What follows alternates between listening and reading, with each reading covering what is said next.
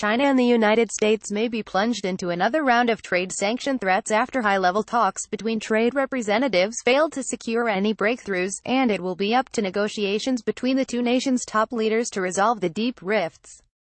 Chinese analysts said, led by U.S. Treasury Secretary Steven Mnuchin and Chinese Vice Premier Liu He, the talks were held over less than 48 hours in Beijing and resulted in the two nations agreeing to have more dialogue, but no other tangible achievements. The Chinese government only released a brief statement wrapping up the trade talks on Friday, calling the negotiations candid and efficient, diplomatic language meaning that they were heated and short. A statement from the White House also described the discussions as frank.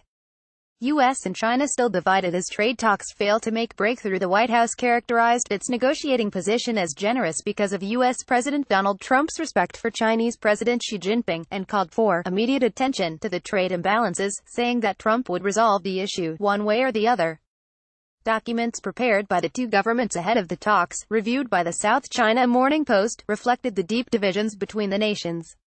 Could require involvement of higher leadership to decide the tough issues. Tu Xianquan, trade professor. The U.S. demanded that China cut the trade deficit the U.S. currently has by at least $200 billion by the end of 2020.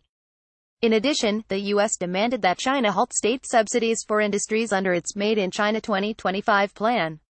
Also, it called on Beijing not to take retaliatory trade measures against Washington. China called on the U.S. to halt its Section 301 investigation into its trade and industrial policies, and to lift restrictions on high-technology exports to China. The main barriers to a U.S.-China trade deal: the U.S. is too demanding. The difference is too much. The problems cannot be solved by China over a short run, nor could they be solved merely by China without coordination from the U.S., a trade policy advisor to the Chinese government said after the talks. The U.S. will finalize its punitive tariff list of $50 billion worth of Chinese products later this month. Trump has threatened to impose tariffs on another $100 billion in Chinese products as well. The U.S. Treasury Department is also planning to introduce proposals on May 21 to restrict Chinese investment in the U.S. and U.S. investment in China.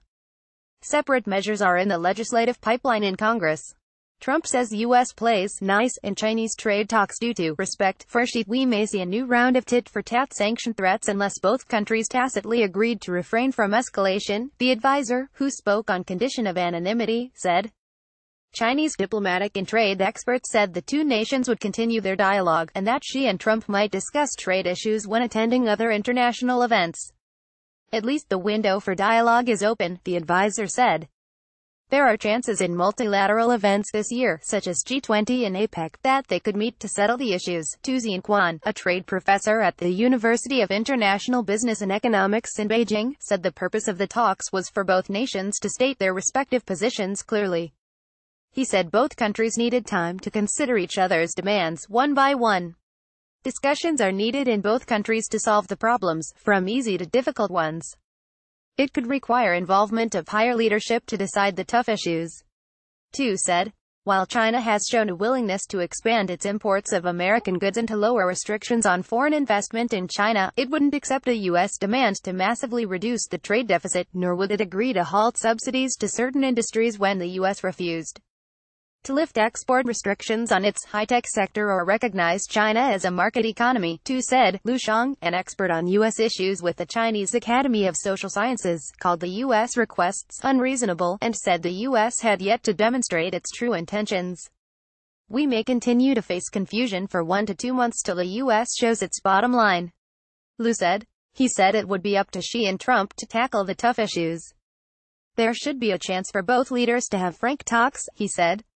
Both China and the U.S. announced tariff plans against each other last month.